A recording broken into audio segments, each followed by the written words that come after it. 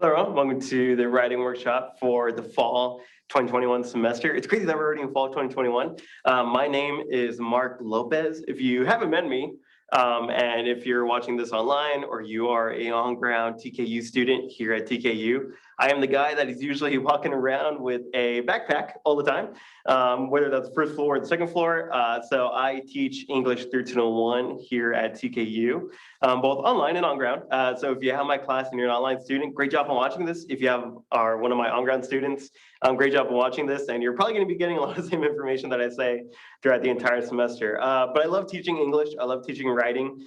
Writing is a huge passion of mine. If you want to know more about me, I have a MFA in creative writing with a focus in English, of course. So what that means is I love poetry. I'm very emotional, and I have written a thesis before, so that's a lot of fun. But I love getting teachers a writing workshop. We have the writing workshop a little bit here on campus, but this is recording the writing workshop itself. And I love getting to teach it because I love really just talking about what we think writing is and what writing isn't.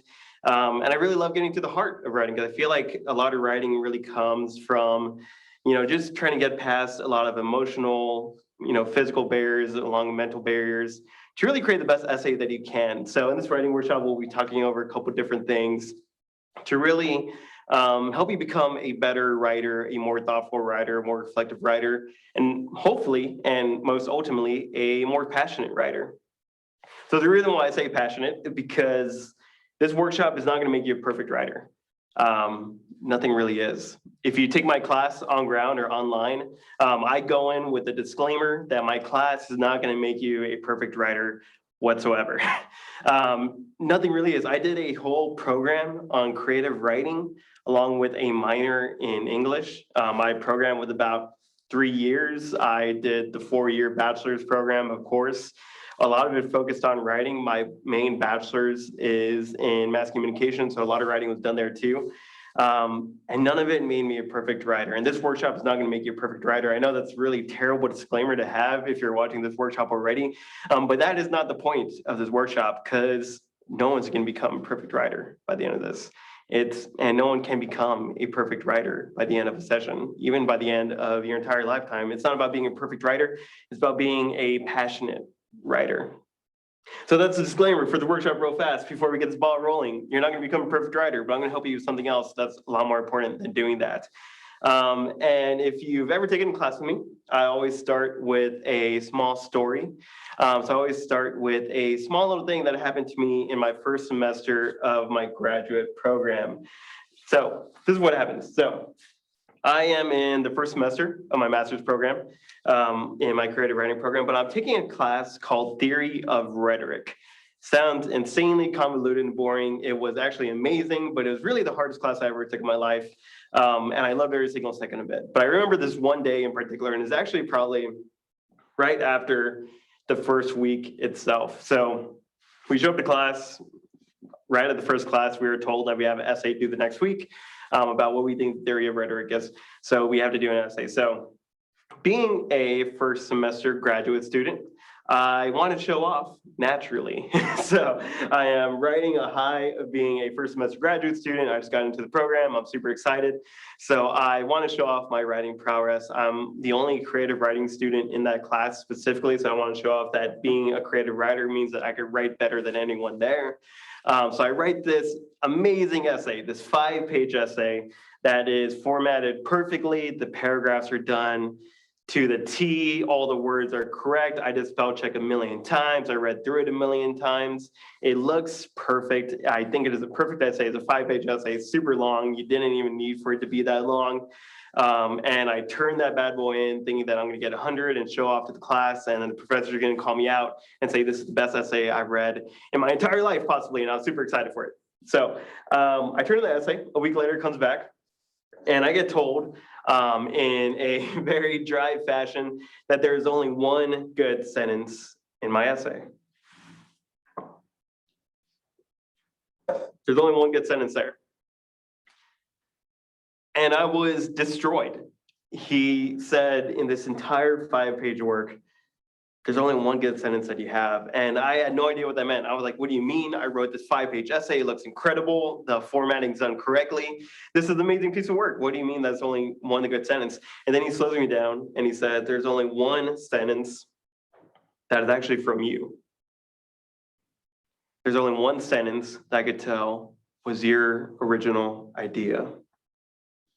So I, all of a sudden, get a realization about what he's trying to tell me. It is very easy to have an essay that is done incredibly well. It's very easy to have an essay that is really written with a lot of vigor, a lot of things. But a lot of times we're copying our essays from other people and we're using sentences that are not ours. And when he told me that there's only one good sentence that's actually from you, that's exactly what he meant. That there was only one original thought that I had in that essay, and everything else, I was copying the work of other people. I was copying the ideas. I was writing something that was disingenuous to what I actually believed. And ultimately, I was writing an essay that was useless in a lot of ways.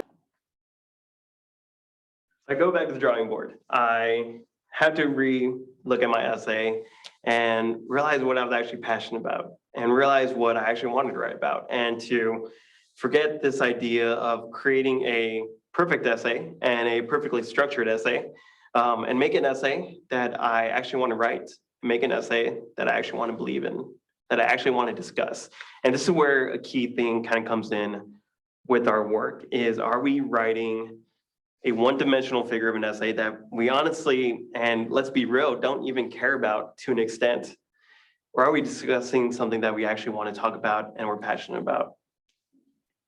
So a theory that I always bring up in my English class is called Kenneth Burke's Parlor theory. You're not going to need this because you're not in my class, so you're not going to need this for extra credit. But Kenneth Burke's Parlor theory, Kenneth Burke is a kind of like the godfather of modern day rhetoric. And what he talks about in that parlor theory is, imagine if you are going to a dinner party and you arrive at this dinner party and you see that there is a conversation happening at a table, and it's really heated conversation. Imagine it's like, who is the best between DC and Marvel, and this really heated conversation is going on between all the nerd fandom that you can imagine, and they're really fighting over this. And you kind of get in track with what they're discussing and what they're saying and what points they're making. So you are starting to understand the argument a little bit more. So you decide to jump in and you decide to go ahead and give your own opinion to that argument that is happening in front of you. So you argue for a little while, you say your points, you discuss your points, and then you see that you got to go, it's time to go home. And then you leave the conversation that is happening as you're there. And the conversation continues to happen after you and after you're gone. So with Burke's parlor theory, talking about this argument, this conversation that's happening at a table in front of you, you jump in and then you leave when you can. He is really arguing not why you should attend dinner parties. He's arguing why we don't see education and or writing in this specific way. Why do we not see writing as a way for us to join the conversation that we are excited about, to input our opinions into said conversation, and then to be okay leaving that conversation going, knowing that it's going to continue on after you? Because that is ultimately what education is, and that is ultimately what your program is right now. Your program is an ongoing conversation that has happened way before you. The ideas that you're going to be looking at when you are in college, the different theological opinions that you're going to be looking at, different theological avenues, everything about education that you're looking at currently at TKU is a conversation that started a long, long time ago, and that is continuing now. And you're going to have a really, really amazing chance in education, in writing, in this classroom to input your thoughts, to input your opinions, to ultimately contribute to a conversation that will continue after you're gone, and your opinion will always be in there. But do we see our essays this way? Do we see our essays with that exact same thought? That's what we're going to be looking at today, is how do we make our writing a little bit more passionate? How do we understand that this is a time and a great opportunity for you to input that opinion and for you to ultimately do something that's more important than just writing a 5-paragraph essay. So we talk about a lot of, this passion in writing, and how do you find what you're passionate about and what you're doing in an essay you're creating? I think it's, just pretty easy at TKU, since you're at a very specialized school, to understand what you are wanting to go in and to know what you're wanting to study. But that passion is probably the most key thing to find.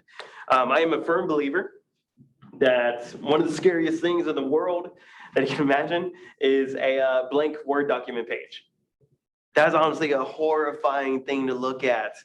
A blank Word doc, to not know where you're going to start with your writing, to not know what you're going to make that paper, to not know what you're going to do. A blank Word document is intimidating and scary. I often talk about with my class, helping get the ball rolling, was that example of Marvel versus DC. Sometimes I ask them a question of, how would you convince your friend to save a puppy? These kind of questions that are things that we could really argue about easily. But that's the point, that we're trying to find an argument, we're trying to find something that we are passionate about to get the ball rolling. And to really, to look at a Word document paper, to look at a paper in front of you and try to figure out where to start and try to figure out what you're going to do from that. So finding what you're passionate about is key to what you are writing in the first place. You cannot write a paper, I believe, without at least having an idea of where you want to go with it and what you want to do. And if you are stuck on that first page and that little blinking line that just won't go away until you type something, then you are in a place where you're trying to figure out what you're exactly passionate about and what you're kind of arguing. And that arguing part is probably the most specific thing that you could do, and really try to find. So an often thing that I talk about with my class is a simple concept of topic focus versus question focus. Are you looking at a topic, or are you trying to answer a question? So I'm going to write it up here. My handwriting is very all right. And hopefully you can see this correctly on the screen. I was told that it gets worse over time, so hopefully that doesn't happen. But topic focus versus question focus. This is very important to understand as you're approaching any essay. Are you looking at a topic, or are you looking at a question? And what is the difference between the two? If you're looking at a topic, say if my topic is education should be better. Cool, that's great. How? What does that even mean? Education should be better. What direction do I take that in? What avenue do I look at? What am I exactly, trying to answer in that? What if I take that topic, this very large and broad idea of education should be better, and change it to a question such as, how can we improve education for a modern set of students going into this next avenue of the 2020s? What did I do there?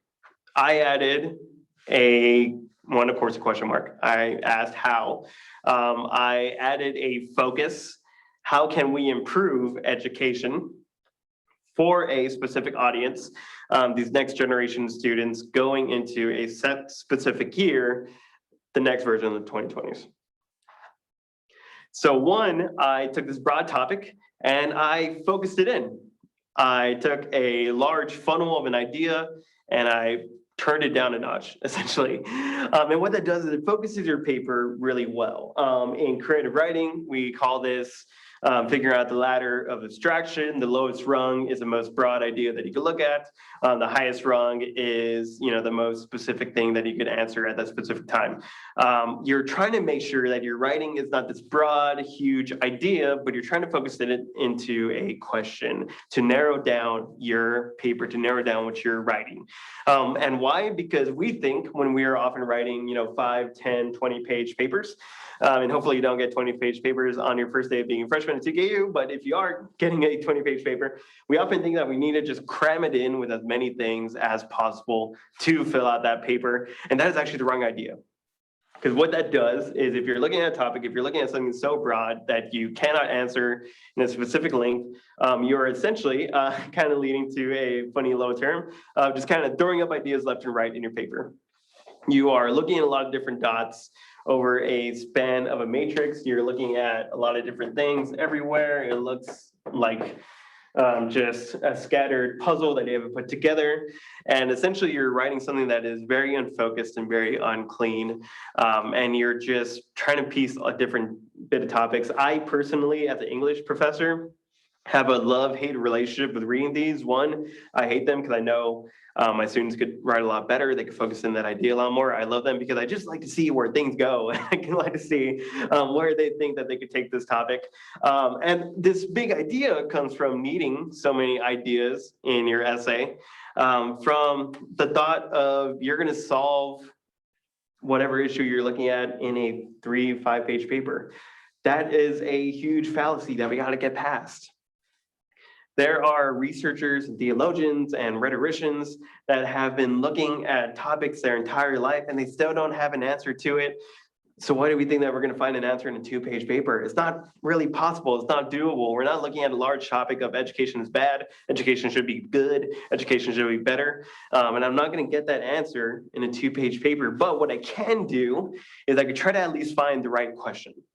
I could try to focus on the question that I'm trying to really write for that paper. And an often thing that I say in my class from time to time, is that it is more important to find the question than it is to find the answer in your essay. You are possibly not going to find an answer to the topic you're looking at.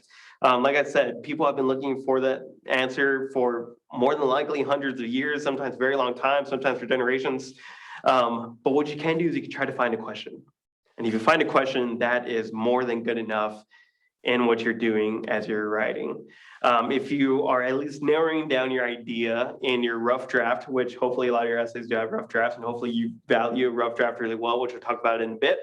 It is more important to find that question in your rough draft, to find that idea that you're going to look at, than it is to look at a very large topic.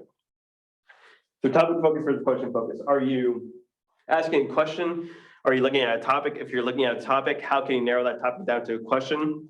Why? Because you want to get to the most narrow idea that you can in your essay itself. You want to limit your paper. You want to limit this large scope of an idea that you have, which is more than likely amazing and which is great, but you want to be able to at least focus this down into audience, into theme, into structure, and ultimately into the question that your essay can be.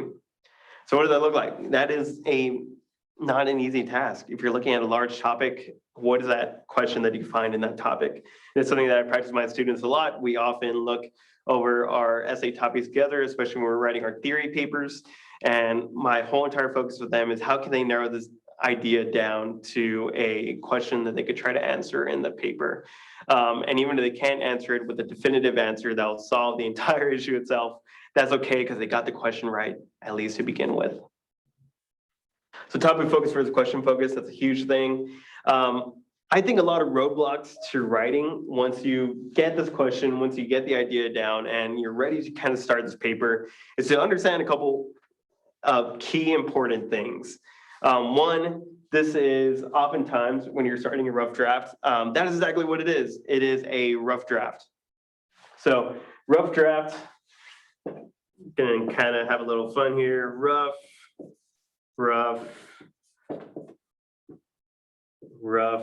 Just kind of misspelling rough. Why did I do that? Because a rough draft is exactly what it sounds like.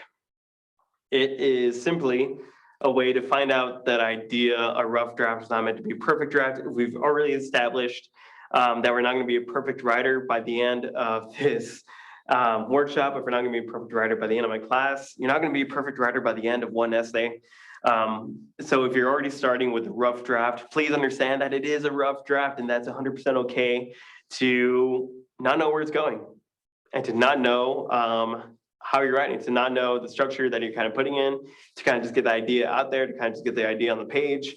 And what I often tell students is when I'm looking at a rough draft is, like I said, I'm looking for if they at least have the question. I do not care about the perfect structure that they're looking for. The rough draft is meant to be just that. It is meant to be the rough draft of your paper, to really just get the idea down, to really understand if you know where you're going to take the paper ultimately. So when we start working on the rough draft, then it starts. to talk about our favorite thing ever, writer's block. So writer's block, I know I struggle with writer's block a lot. A lot of people do. It is a very natural thing. It is 100% okay to struggle with writer's block.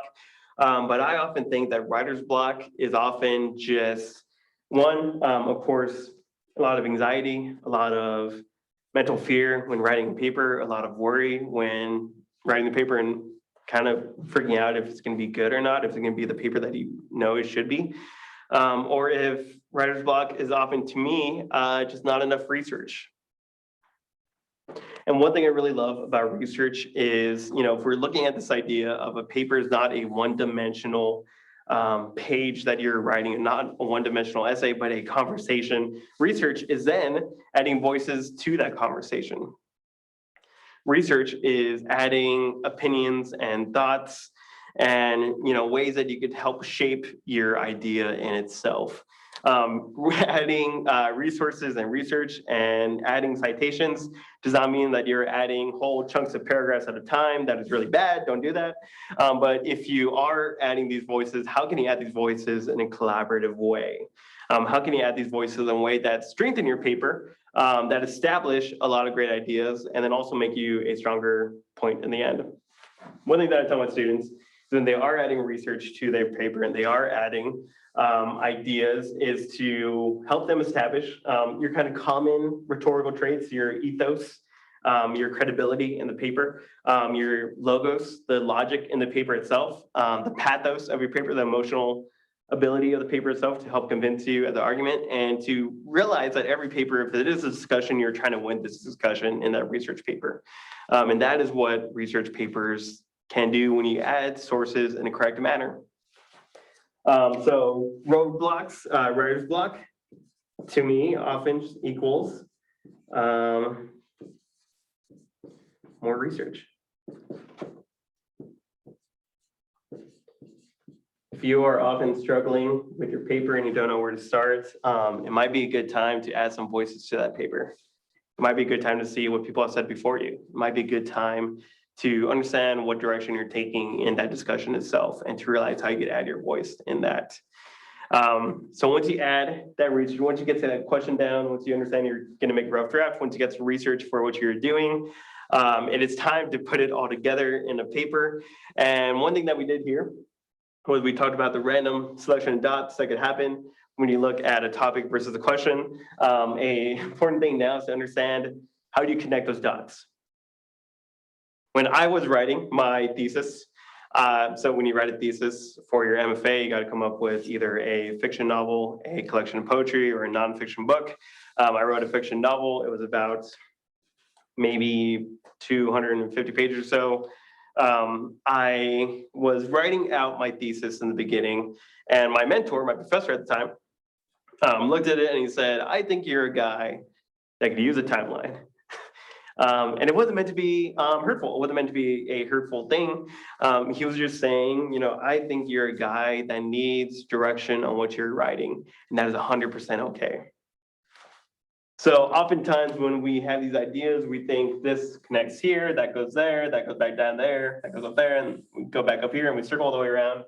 We make a really weird looking animal, oftentimes, and probably not the most helpful way to write. Timelines are your friend. Timelines are the way to look at 1, 2, 3, 4, 5, to understand your points, to understand where you're going, and to look at your idea in a way that is going to ultimately help you win the research paper that you're writing. Timelines are your friend. Timelines are good. You want to have a timeline in your paper. You want to try to figure out, even if it's just minimal details like intro, idea, thing like that, conclusion at the end. You want to be able to figure out the structure of your paper itself. And oftentimes, before even starting the paper, is best to try to figure out that outline in itself, to figure out where you're going to go in the direction you want to take in your writing. So once you start the writing process, once you figure out how to really look at the paper and how to start the idea in itself, I'm going to start erasing this stuff. You want to figure out, how do we add to that paper? If you're like me and you hate editing because you don't like hearing what is wrong in what you're doing. Editing is often your friend. Writing is rewriting. That's often a famous key phrase that we say in our writing workshops. Writing is simply just rewriting. Writing is looking at what you have written and refocusing that idea until you have it right. So how do you research and how do you edit a paper? One thing I love to talk about is if you're editing your paper, how do you do global versus local? Global versus local mean, are you editing your paper at large or are you editing one sentence after the other? If you're editing your paper at large, if you think the idea is just a little bit off and you want to try to refocus that idea a little bit more, it is okay to edit globally. It's okay to change one paragraph and put that paragraph in another section. It's okay to reform the entire paper to fit a little bit more of the structure. If you're editing locally, you are simply just trying to rephrase little sentences, kind of make it either a little bit stronger at the end of the paragraph, but you're not editing something very large. So global versus local edits, really focusing in on how do you edit a paper to best meet the needs of what you're writing. And oftentimes, when you're looking at global versus local edits, you're also looking at things like grammar and things like structure that is often very important. So with grammar, I often say the best way that you can fix any grammar issue is to simply read your paper out loud. To read your paper by speaking it. To look at your essay, to see what you're trying to edit, simply by trying to figure out where it went wrong when you read the paper out loud itself. If something sounds wrong when you're reading it, it is often wrong in the paper. If something sounds off as you are looking at it, it is often wrong in the paper. If you're reading your paper and you just realize that there's no stop, it's often because you got to add a little more periods in there. And a lot of times with grammar, is we are trying to think of this idea of writing academically. We are trying to add these and thuses and long forms of phrase. We're trying to think of how to write like an academic essay. And we're not worried, and we're not as much worried about, are we writing like how we know how to write? So grammar versus academic writing, these often go hand in hand because we are too worried about trying to sound more like an academic scholar than we are worried about if we have this paper correct. And I have so many instances where I've seen a paper just a little bit off because they are trying to sound like something they are not. And the student is often trying to focus on how to sound, quote unquote, smarter in their paper, which is not really the idea. They're not focusing on if they're actually getting their idea out there and if they're doing it correctly. Grammar is fantastic. Grammar is great. It is great to have your paper structured well. It's great to have everything in the right place. It is often not great to get these ideas wrong, to get stuff wrong in your paper because you're trying to sound like something you're not. And that is a key thing of what we're trying to do here in this entire workshop is figure out how we could best write like how we are. How can we best, look at our writing in a more passionate manner? And ultimately, how can we best survive writing as students? So possibly the most important part of our entire work and our entire workshop in itself is understanding that you're not alone in this. Yes, you are going to be turning in a paper on your own. Yes, oftentimes you are, working on yourself in the middle of the night on these projects. Hopefully you're not doing it on the day before they are due. But please know that the most important thing of being a writer, along with being passionate about what you're writing, is being healthy and being an honest version of yourself and being okay in that honest version of yourself. We have to understand that we're not looking for perfection in what we are doing. That's 100% okay. This entire idea of the workshop is to focus on how can we best get you not only through your essay to survive and to not have so much anxiety about turning a paper in, but to understand that it is okay that we are growing in this process together. I often say you did not come to school to be right.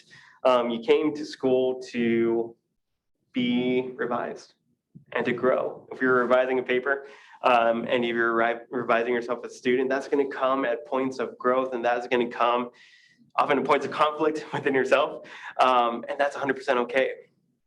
We're not going to become a perfect writer at the end of the workshop. We're not going to become a perfect writer by the end of my class because perfection is not achievable, and we got to be okay with that. But what we can be more passionate in what we're writing, and we can be more thoughtful in what we're writing. And we can understand that we are not alone in this writing process, that there is a community of people around you, and oftentimes it is amazingly good to be with that community. It is so healthy and so refreshing to work with your classmates, to ask for help, to approach your professor, to simply just say, I need help. How can I connect? How can I get better at this? To look at the people that want to help you, like Alika, the Student Success Center, like Kathy, like the student workers, and to understand that we're there to help. And we're not going to help make your paper perfect either, but we're going to at least help you, become a better writer in some ways and become a healthier writer. If you look at the idea of not being perfect, that's the best place to start, because that already breaks the tension of what you're doing in your essay itself. Find community. Work with each other. The first assignment often in my class is a thing called the literacy narrative. The literacy narrative is literally looking at where does our writing come from? How did our hometowns shape our writing? How did our hometowns shape what we think about writing? And ultimately, how did our hometowns, where did our upbringing ultimately shape how we think and what we view? It is a very intimate assignment, as you can imagine.